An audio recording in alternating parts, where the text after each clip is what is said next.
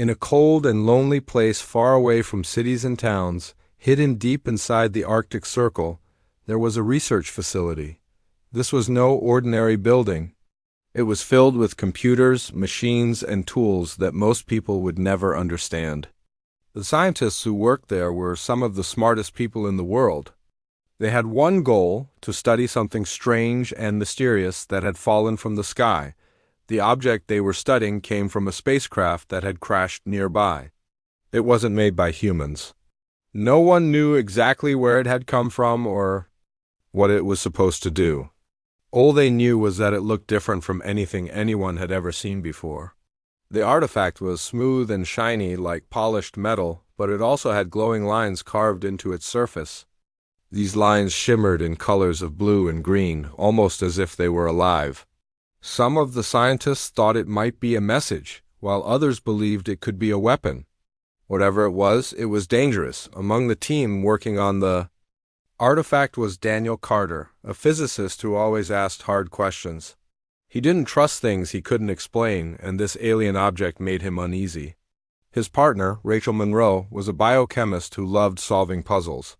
She spent hours looking through microscopes and running tests, trying to figure out how the artifact worked. Together, they led a group of researchers who were determined to uncover its secrets. At first, everything seemed normal. The artifact sat quietly in the lab, not moving or making any noise. But then something changed. One day, while Rachel was examining the glowing patterns on its surface, the artifact started to pulse. Tiny waves of light spread across its surface, growing brighter and dimmer in a steady rhythm. It was as if the object was breathing. Everyone in the room stopped what they were doing and stared at it. "What's happening?" asked Rachel, her voice trembling slightly. "I don't know," Daniel replied, his eyes fixed on the artifact. "But I don't think it's just sitting there anymore." The team quickly gathered around, taking measurements and recording data. As they worked, they noticed something even stranger. The artifact wasn't just glowing, it was emitting a kind of energy. At first it was weak, almost undetectable. But as time went on, the energy grew stronger. It filled the room, making the air feel heavy and charged. Like the moments before a thunderstorm. Then came the discovery that would change everything. Hidden within the artifact were tiny organisms, too small to see without special equipment. These weren't ordinary germs or bacteria. They were unlike anything found on Earth. When the scientists examined them under a microscope, they saw shapes that twisted and shifted constantly, as if they were alive but not quite real. Rachel leaned closer to the screen, her brow furrowed in concentration. This doesn't make sense," she said slowly. "It's like they're part machine, part living thing." "How is that even possible?" Daniel crossed his arms and frowned. "Maybe it's not supposed to make sense. Maybe we're not meant to understand it." Despite their confusion, the team decided to keep studying the organisms. They wanted to learn more about what they were and why they were inside the artifact. But as they ran more tests, they began to notice something alarming. The organisms weren't staying put. They were escaping. It started small. A few particles leaked out during an experiment when a seal broke on one of the containers. No one thought much of it at first. After all, the organisms were so tiny, how much harm could they really cause? But soon things took a turn for the worse. Several researchers started feeling sick. At first, it was just headaches and fatigue, symptoms that could easily be dismissed as stress or lack of sleep. But then their conditions worsened. One scientist developed a fever so high that his skin turned red and blistered. Another complained of sharp pains in her chest, as if something was tearing her apart from the inside. Within hours, both of them were bedridden, unable to move or speak. Panic spread through the facility as more and more people fell ill. The medical staff worked tirelessly to treat them, but nothing seemed to help. The sickness was spreading faster than anyone could have imagined. Rachel was one of the first to realize what was happening. She rushed to Daniel's office, her face pale with fear. "We need to stop this now," she said urgently. "Whatever those organisms are, they're attacking us. If we don't contain them, everyone here will die." Daniel nodded grimly. I know, but how do we stop something we don't fully understand? Together, they called an emergency meeting with the rest of the team. Everyone gathered in the main lab, their faces tense with worry. The room buzzed with nervous energy as they discussed what to do next. Some suggested sealing off the infected areas of the facility, while others argued for evacuating immediately. But Colonel Alan Peterson, the military officer overseeing the project, vetoed both ideas. "We can't abandon this site," he said firmly. "If we leave, the contamination could spread beyond our control. Our priority is to contain it here, no matter the cost." His words sent a chill through the room. Containment sounded good in theory, but in practice it meant trapping everyone inside with a deadly threat. Still, no one dared to argue with him. The colonel had the final say, and his orders were clear: find a solution, or face the consequences. As the days passed, the situation only got worse. The organisms continued to multiply, adapting to every attempt to destroy them. They seemed to feed on the very efforts to stop them, growing stronger and more aggressive with each failure. The infected researchers became sicker, their bodies breaking down in horrifying ways. Some lost their minds, screaming and thrashing until they collapsed. Others turned violent, attacking their colleagues before succumbing to the disease. Through it all, Daniel and Rachel refused to give up. They worked around the clock, testing new theories and experimenting with different treatments. Their determination inspired the rest of the team, even as hope began to fade. But despite their best efforts, the organism showed no signs of slowing down. Instead, it seemed to be evolving, becoming something far more dangerous than anyone had anticipated. Late one night, as the facility lay shrouded in darkness, Daniel stumbled upon a clue that changed everything. While reviewing data from the artifact, he noticed a pattern in the glowing lines. It wasn't random as they had originally thought. It was a coda message written in a language no human could read. And buried within that message was a warning: the artifact wasn't just a piece of alien technology. It was a weapon designed specifically to sabotage any species foolish enough to tamper with it. The organisms weren't meant to kill outright. They were meant to adapt, to evolve, to overwhelm. By trying to fight back, humanity had only made the problem worse. Daniel sat back in his chair, his mind racing. He knew what he had to do. Grabbing the notes, he hurried to find Rachel. Together, they would have to make a decision that could save or doom everyone left in the facility. The mood in the research facility grew darker with each passing day. The alien organism, once thought to be contained and harmless, had proven itself to be anything but. Daniel Carter and Rachel Monroe spent every waking moment trying to understand it, but the more they learned, the more dangerous it became. It was as if the organism had a mind of its own, adapting and changing in ways that defied logic. Dr. Emily Hayes, a young and brilliant scientist who specialized in nanotechnology, joined the effort. She brought with her a new approach: tiny machines designed to repair damaged cells at a microscopic level. Her hope was that these nanobots could neutralize the organism by targeting its core structure. At first, the results were promising. When the nanobots were introduced into samples of the organism, they managed to slow its growth. For a brief moment, the team allowed themselves to feel a flicker of hope, but the relief didn't last long. Within hours, the organism began to mutate. Its behavior shifted drastically, as though it had learned from the nanobots' attack. Instead of being destroyed, it absorbed parts of the technology and incorporated them into its own structure.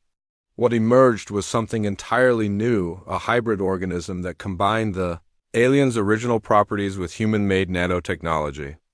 The implications were terrifying. Daniel stared at the microscope, his jaw clenched tightly. "This isn't just evolving," he muttered. "It's learning." Rachel leaned over his shoulder, her eyes wide with disbelief. "Learning? You mean like artificial intelligence?" "No," Daniel replied, shaking his head. "Not like this is something else entirely. It's not following rules or algorithms. It's reacting to us, adapting based on what we do. Every time we try to stop it, we're teaching it how to survive." The mutated organism quickly spread throughout the facility. It infected more researchers, and the symptoms this time were far worse than before. One man, a lab technician named Steve, developed incredible strength. He could lift heavy equipment with ease, but his mental state deteriorated rapidly. His eyes glazed over, and he attacked two colleagues before collapsing in a heap on the floor. Another woman, Lavra, gained heightened senses. She claimed she could hear conversations from rooms away, but her skin began to crack and peel, exposing raw flesh beneath. Colonel Alan Peterson watched these developments with growing unease. As the military representative overseeing the project, he had been tasked with ensuring the artifact's secrets were used for humanity's benefit. But now he found himself questioning whether the cost was too high. Still, he couldn't bring himself to abandon the mission. The potential power hidden within the organism was undeniable, and the thought of letting it go to waste gnawed at him. "We need to focus on controlling it," Peterson said during a tense meeting. "If we can harness its abilities, we could revolutionize warfare, medicine, everything." Daniel slammed his fist on the table, startling everyone in the room. "Are you listening to yourself?" he snapped. "We're talking about a living weapon that's already killed half our staff. If we keep messing with it, we're going to make things worse." Peterson glared at him. "And what's your plan, Dr. Carter? Give up? Let it destroy us all because we're afraid of taking risks?" Rachel stepped in before the argument escalated further. "There has to be a middle ground," she said calmly.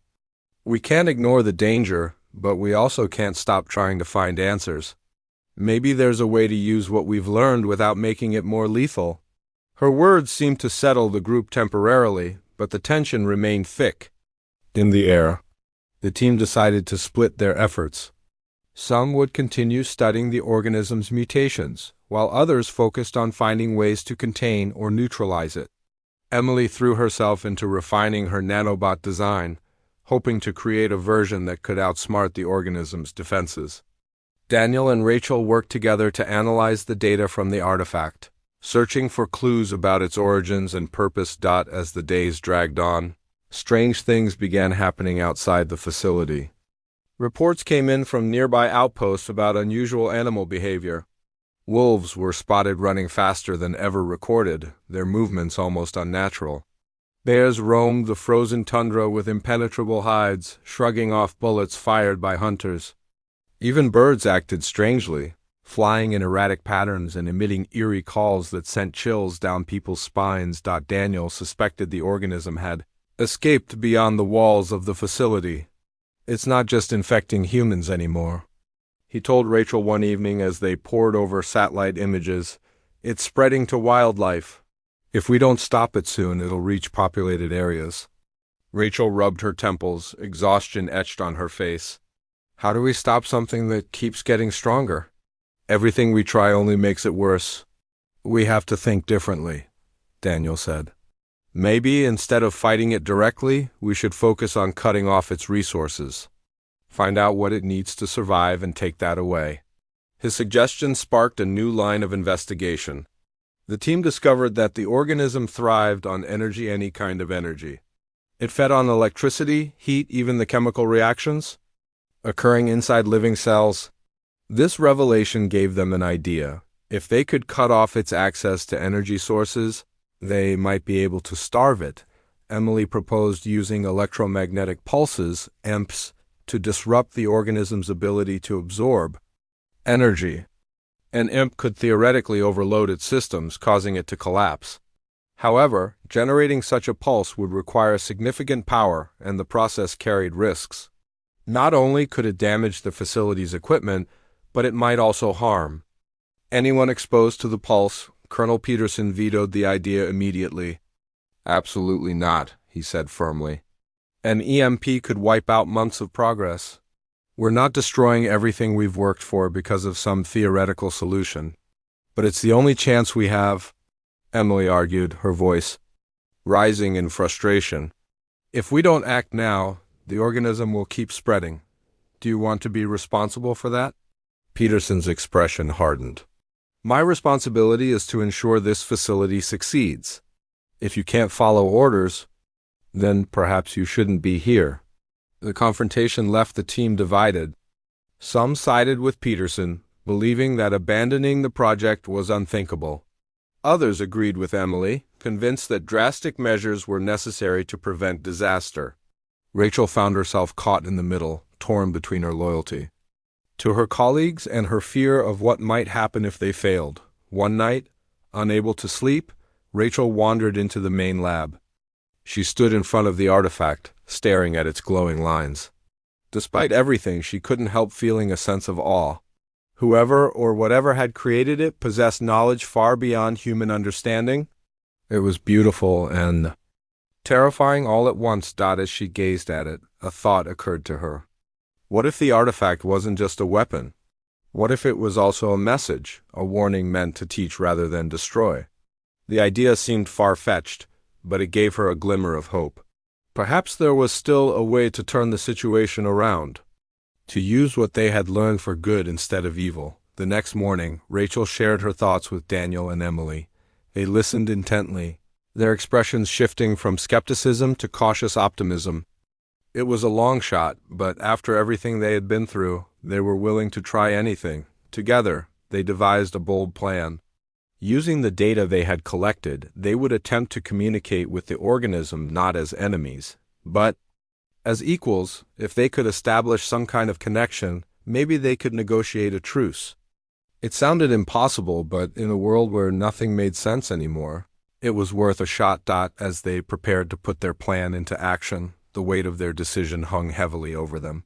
Failure meant certain death for themselves and possibly for countless others. Success, however unlikely, offered a slim chance of redemption. In the end, they knew they had no choice. They had to try. The plan to communicate with the organism was risky, but it was the only option left. Daniel, Rachel, and Emily worked tirelessly, piecing together fragments of information from the artifact's glowing patterns. They believed that if they could decode its message, they might find a way to reason with the organism or at least understand its purpose. The idea felt like grasping at straws, but after everything they had endured, even the smallest chance of hope was worth pursuing. Colonel Alan Peterson, however, remained skeptical. He didn't trust their approach and thought it was a waste of time. "You're chasing shadows," he said during one of their meetings. "This thing isn't here to talk. It's here to destroy." "We don't know that for sure," Rachel replied, her voice steady despite the pressure. "If we don't try, we'll never know. And if we fail, we'll be no worse off than we are now." Peterson scowled but didn't argue further. He knew that morale among the remaining staff was dangerously low, and shutting down any attempt at progress would only make things worse. Reluctantly, he allowed them to proceed. Though he kept a close eye on their work, the team set up a makeshift communication station in the lab. Using computers and specialized equipment, they broadcasted signals based on the patterns they had decoded from the artifact. At first, there was no response.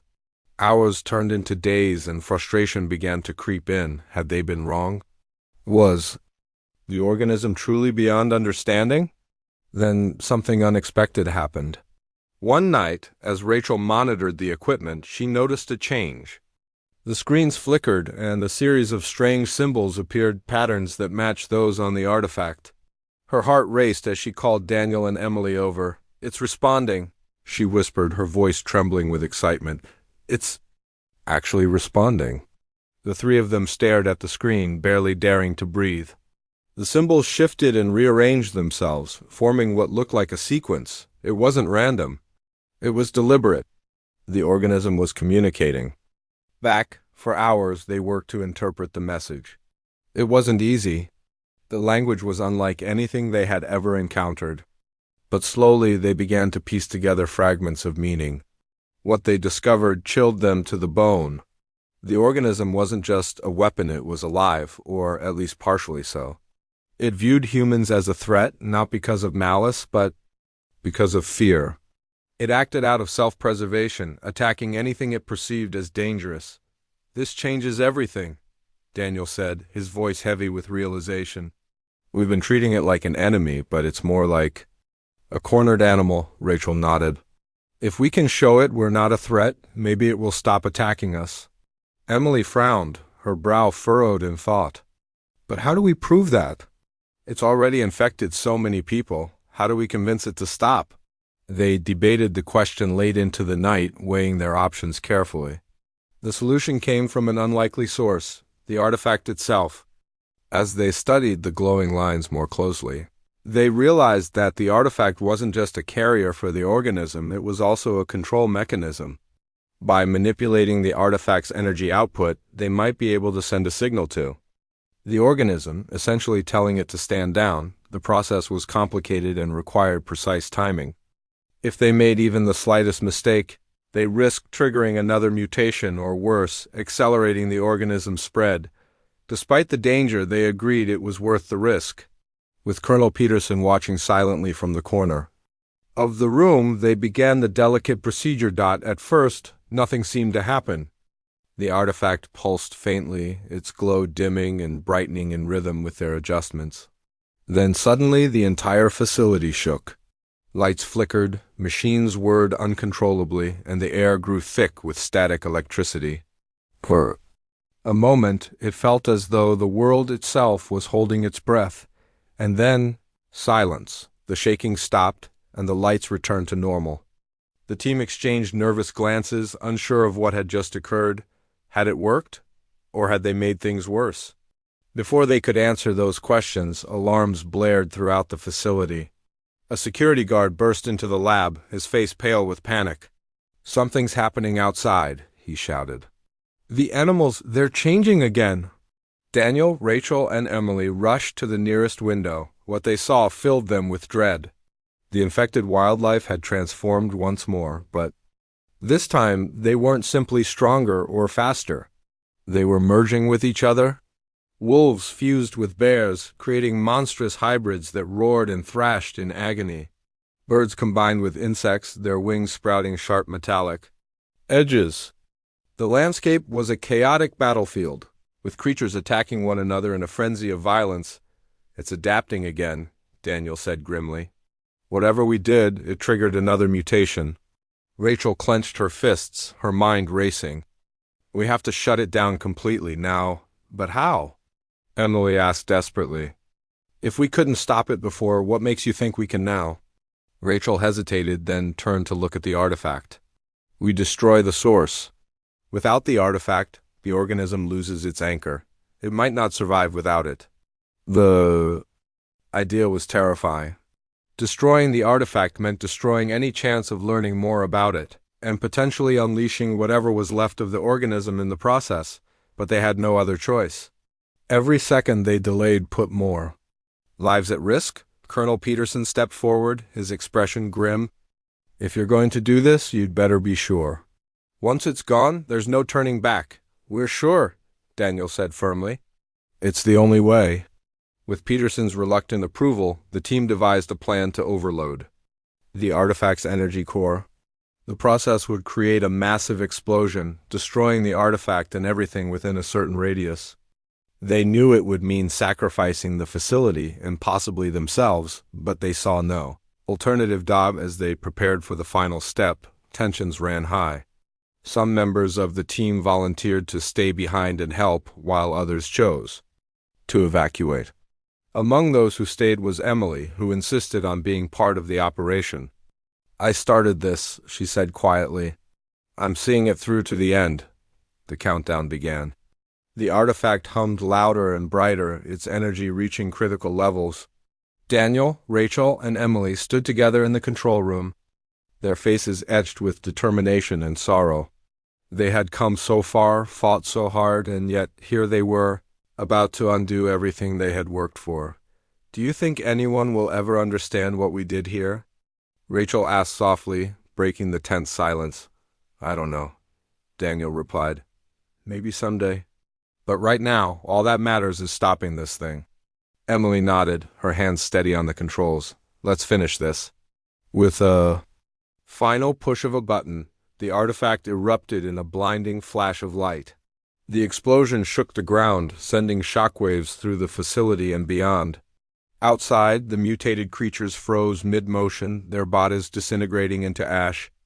As the organism collapsed under the loss of its anchor. Inside the control room, the team braced themselves for the inevitable.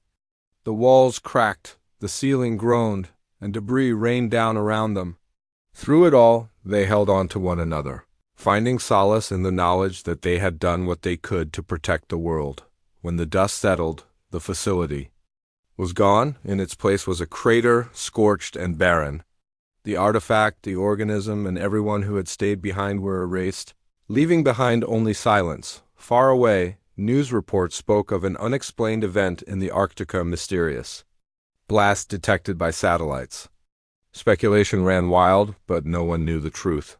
Only the few survivors who had evacuated carried the memory of what had happened, vowing to keep the secret safe. In the end, the alien sabotage had backfired, not because humanity had defeated it, but because they had sacrificed everything to contain it.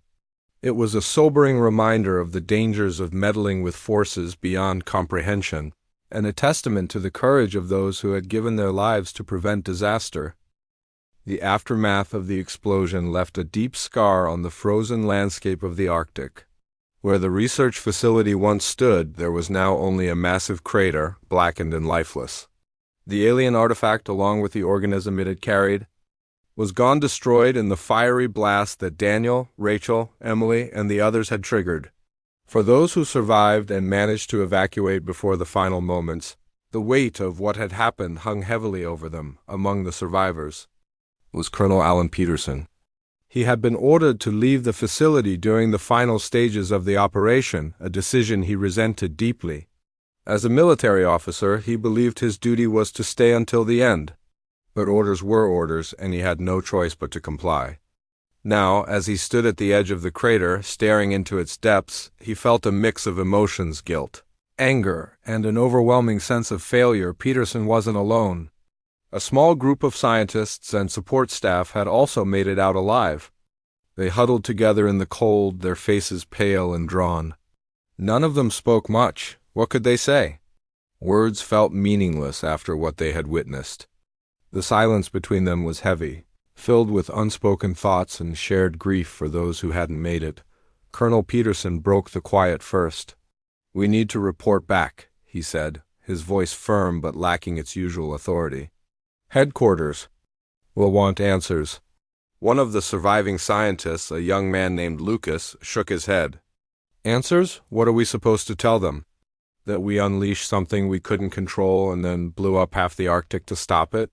"It's not your fault," Rachel Monroe said softly, speaking for the first time since they had escaped. She looked exhausted, her face streaked with dirt and tears.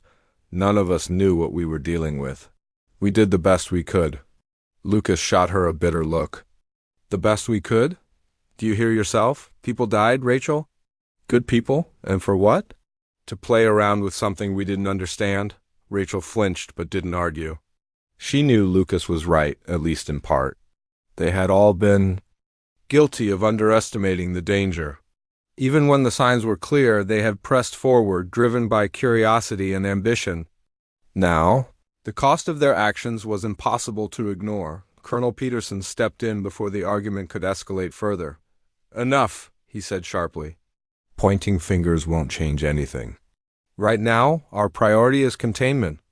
If word gets out about what happened here, it could cause panic, or worse, draw attention from people who might try to exploit this for their own gain." His words sobered the group. They knew he was right. The world wasn't ready to know about the alien artifact or the organism it had unleashed. Revealing the truth could lead to chaos, especially if governments or corporations saw potential weapons or profits in the disaster. Keeping the secret safe was the least they could do for those who had sacrificed everything. Over the next few days, the survivors worked to cover their tracks. They destroyed any remaining records of the project, wiping computers clean and burning documents. Anything that hinted at the existence of the artifact or the organism was erased. When they finally returned to civilization, their official story was simple.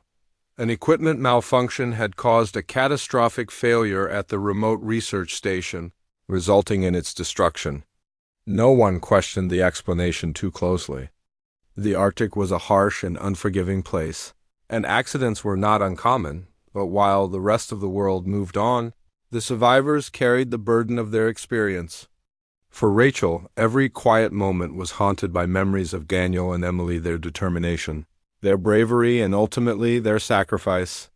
She often found herself wondering if they had made the right decision.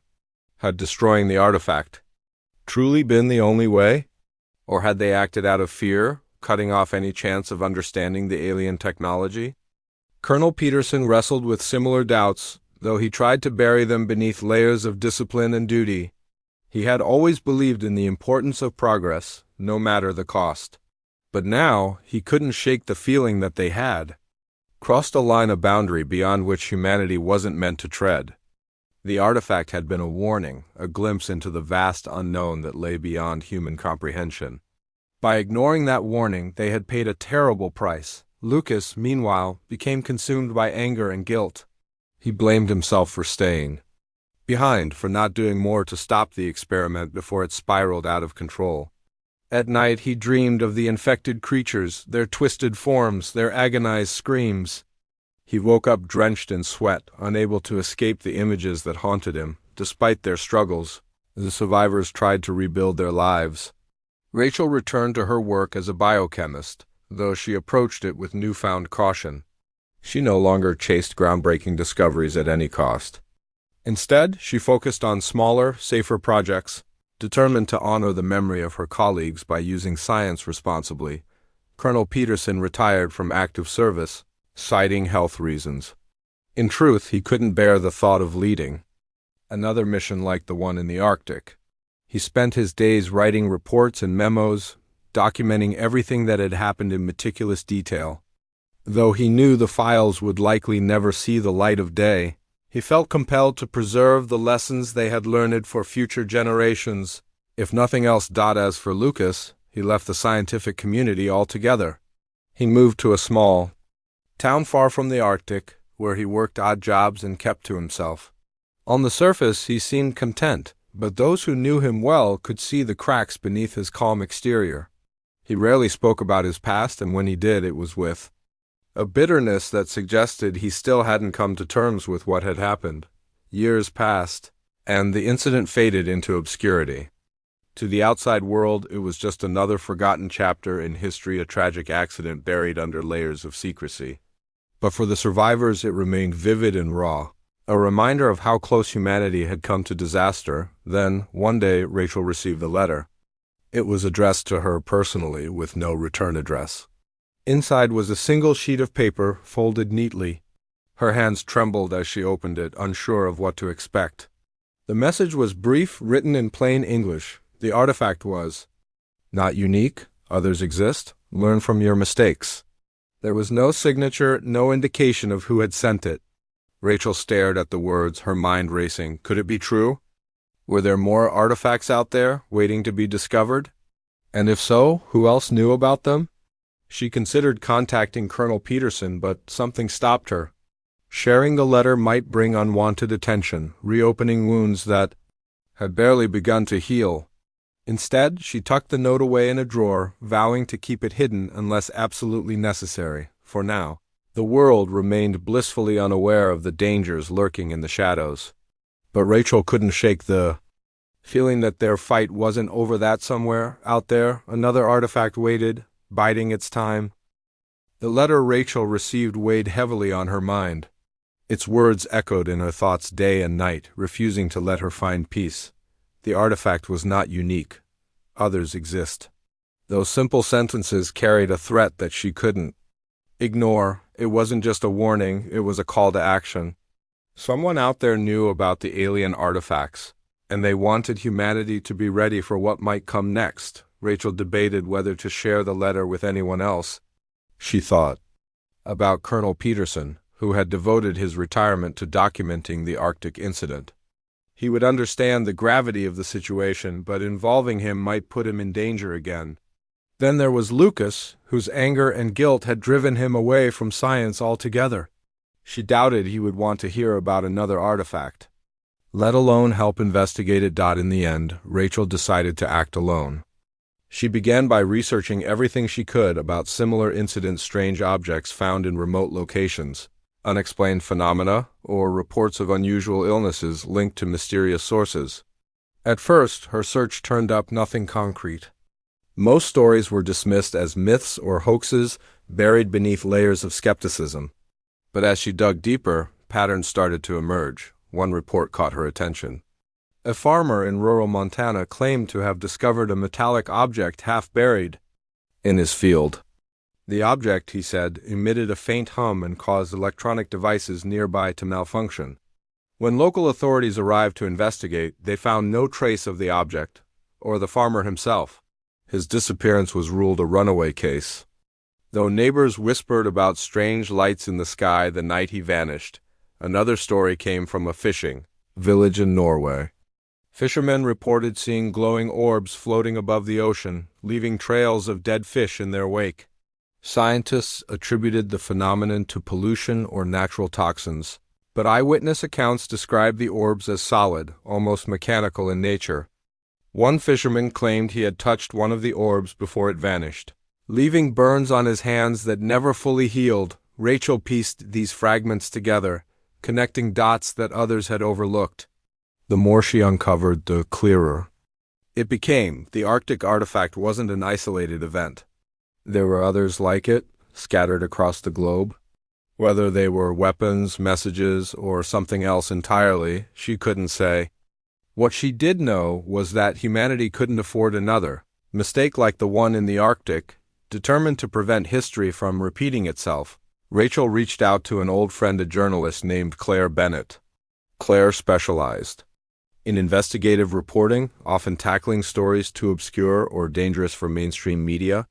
Though they hadn't spoken in years, Rachel trusted her instincts and knew she wouldn't dismiss the letter as paranoia. When they met at a quiet cafe in Chicago, Rachel handed over the note without explanation. Claire read it silently, her expression unreadable. Finally, she looked up. "Where did you get this?" Rachel hesitated. "I can't tell you everything, but I need your help. Something happened a few years ago, something big. People died. Because of it now, someone's telling me it's not over." Claire leaned back in her chair, studying Rachel carefully. "You're talking about classified stuff, aren't you? Secrets governments don't want people to know." "Maybe," Rachel admitted. "But if we ignore this, we're risking even more lives. Whatever these artifacts are, they're dangerous.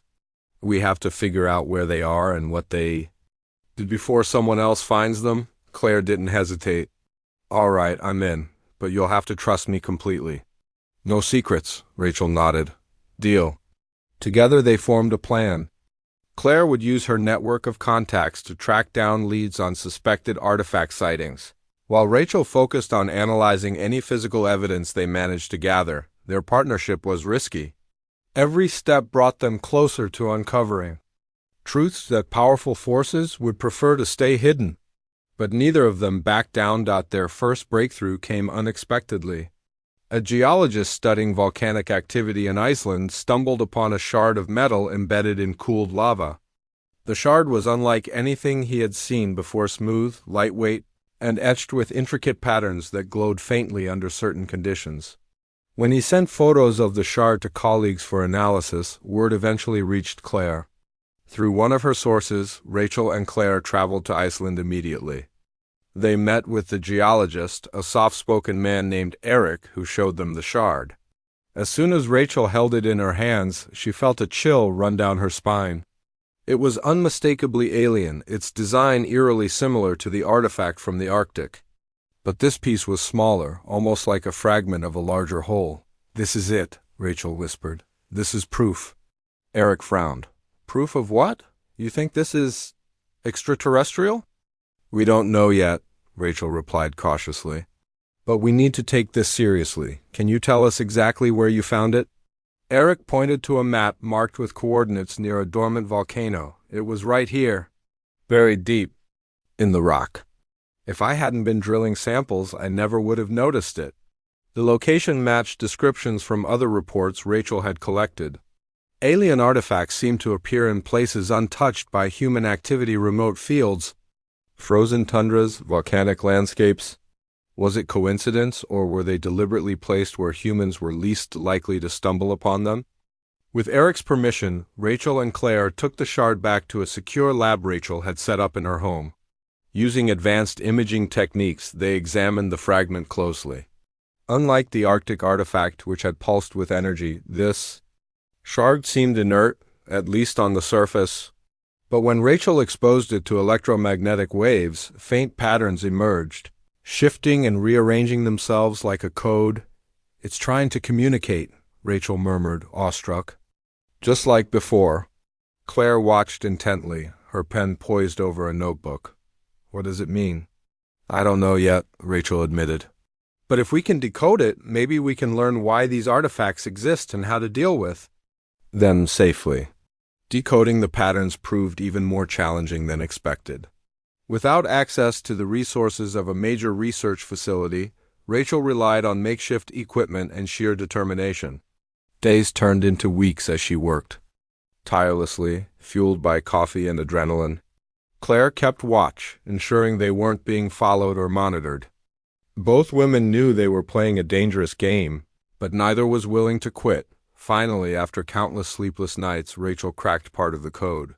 The message was fragmented and incomplete, but its meaning was clear. "Do not interfere. Observe only." Rachel stared at the screen, her heart pounding. "They're warnings," she said softly. "These artifacts aren't meant to be tampered with." "They're telling us to stay away? But why?" Claire asked.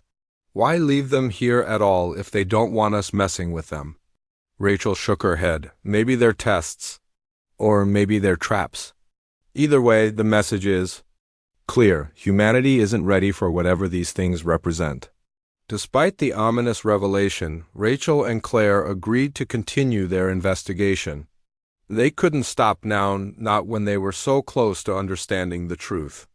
With each new discovery, they grew more convinced that the artifacts were part of a larger puzzle, one that spanned continents and possibly centuries. As they delved deeper, however, they began to notice signs that they weren't alone. Strange vehicles appeared on roads near their lab.